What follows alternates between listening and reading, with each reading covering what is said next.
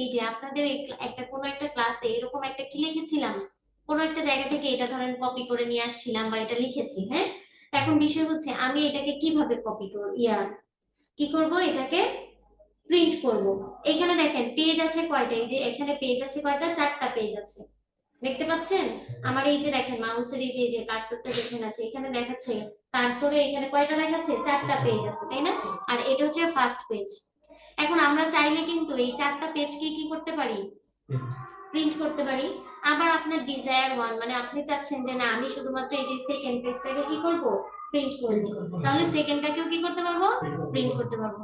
আবার আমি চাই যে না আমি সেকেন্ড আর থার্ড এই যে এই দুইটা আছে এই দুইটাকে কি করব, প্রিন্ট করব। তাহলে হচ্ছে কি এই দুইটাকেও করতে পারবো, বুঝতে পেরেছেন। যদি চাই যে আমি শুধুমাত্র 4 নাম্বারটাকে প্রিন্ট করবো, মানে এরকম কাগজ আকারে বের করে নিয়ে আসবেন আপনি। ধরেন এখানে আমার কয়টা পেজ আছে, এখানে পেজ আছে 2টা। এখন আমি চাচ্ছি যে আমি শুধুমাত্র একটা পেজকে কি করতে চাই, প্রিন্ট করতে চাই, সেটাও সম্ভব। আবার যদি চাই দুইটাকে করতে, সেটাও কি সম্ভব, তাই না। এখন সেটা তাহলে কিভাবে করব, একটা শর্টকাট কি হচ্ছে, আমরা কি করব, কন্ট্রোল পি যদি পেস্ট করি আমরা শর্টকাট কি হিসেবে কিবোর্ড থেকে, তখন সেটা কি হবে, প্রিন্টের অপশন আসে। আবার আমরা যদি আমাদের এই ওয়ার্ড ডকুমেন্টে এসে লেখালেখির কাজ শেষ করার পরে এখানে এই যে দেখেন ফাইলে যখন ক্লিক করতেছি নিচের দিকে যদি যাই তখন এখানে আরেকটা অপশন কি আসতেছে, প্রিন্ট, দেখা যাচ্ছে। এখন প্রিন্টে যখন ক্লিক করতেছেন তখন আমার এই জায়গার মধ্যে যে প্রিন্ট অল পেজ, দেখতে পাচ্ছেন। প্রিন্ট অল পেজ মানে কি বলেন তো, এখানে সবগুলো পেজ আমি প্রিন্ট করব কিনা সেটা বলতেছে। এখন আপনি যদি চান যে না আমি কি করব, সবগুলো করব না, তাহলে আমরা এখান থেকে কাস্টম করতে পারবো। নিচের দিকে কি অপশন আছে, কাস্টম প্রিন্ট,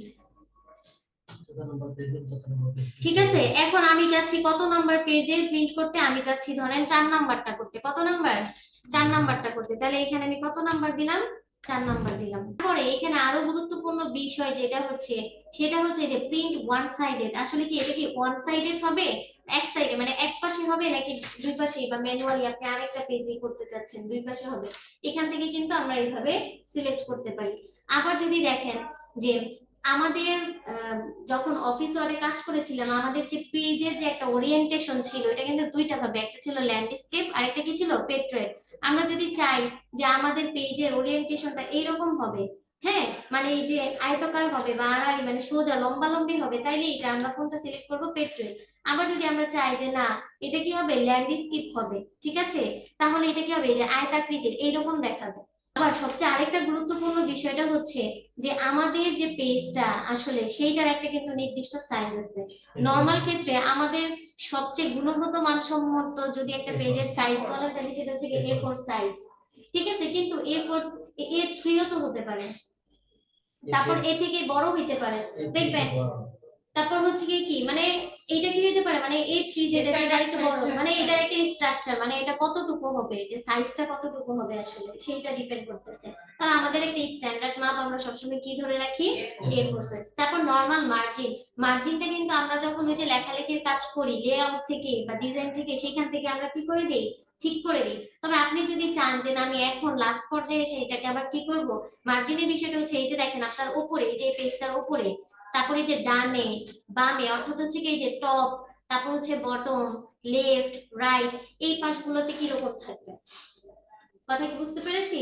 এটার মার্জিনের বিষয়টা যে সেটা কি রকম থাকবে আমরা এই জায়গা থেকে কি করে দিতে পারবো, সেট করে দিতে পারবো। ধরেন আমরা এখন কোথায় আছি, নরমালে দিয়ে রাখছি, মানে সবগুলোর কত, লেফটে রাইটে বটম টপ সবগুলোতে কত আছে বলেন তো, 0 আছে, 1 করে আছে, অর্থাৎ প্রত্যেকটাতে 1 ইঞ্চি করে আছে নাকি, প্রত্যেক সাইজে। আপনি যদি চান যে না ন্যারো করে দিতে যে 0.5 দেন, এই যে দেখেন এখন প্রত্যেক পাশে কত ধরেছে, 0.5। এখন গুরুত্বপূর্ণ বিষয় আরেকটা যেটা হচ্ছে আমরা এই যে যেমন ধরেন আপনাদের ক্লাসে এটা স্যার বললো না যে 4টা কপি দিছি ম্যাম, এখন কপির বিষয়টা আসলে আমি কয়টা কপি করতে চাই, আমি তো চাইলে 1000 কপিও করতে পারি নাকি। আপনারা যখন ফটোকপির দোকানে যান আপনারা যা বলেন মামা আমাকে 5 কপি দেন, বা হচ্ছে কি 10 কপি দেন বা 2 কপি দেন, তো কপির সংখ্যাটা আমরা এখান থেকে কি করে দিতে পারবো, নির্ধারণ করে দিতে পারবো যে আমি আসলে কয় কপি চাচ্ছি, 10 কপি 5 কপি, কয় কপি আর কি চাচ্ছি। একটা গুরুত্বপূর্ণ বিষয় যেটা হচ্ছে আসলে আমরা যে মনে করেন এই যে প্রিন্টটা করব এটার জন্য একটা প্রিন্টার দরকার আছে না। আপনার আমার এই পিসির সাথে কি এখানে আপনারা কোনো কম্পিউটারের দোকানে দেখবেন যে একটা প্রিন্টার থাকে যেটা থেকে প্রিন্ট বের হয়ে আসছে, কিন্তু ম্যাম যে এখানে বসে আছে ম্যামের আশেপাশে কি কোনো প্রিন্টার আছে? না। তাহলে তার মানে আমাকে অবশ্যই একটা প্রিন্টার লাগবে, প্রিন্ট করার জন্য অবশ্যই একটা কি লাগবে, প্রিন্টার মেশিন লাগবে। এবং সেই প্রিন্টার মেশিনের জন্য প্রত্যেকটা দেখবেন যে কোম্পানি আলাদা আলাদা থাকে, সেরকম প্রিন্টার মেশিনের কি ভেরিয়েন্টও আলাদা থাকে, তাই না? এই জন্য আপনি যে প্রিন্টার মেশিনটা কি করবেন, ব্যবহার করবেন, সেটার একটা সফটওয়্যার পাওয়া যায়, সেই সফটওয়্যারটা আপনার পিসিতে কি করতে হবে, ইনস্টল করে নিতে হবে। দেন কানেক্ট করে দিলে এটা কি হয়ে যাবে, আপনার অটোমেটিক কানেক্ট করে দিবেন। যখন আপনি প্রিন্ট করবেন আপনার প্রিন্টার থেকে কি হবে, এই কাগজটা বের হয়ে যাবে।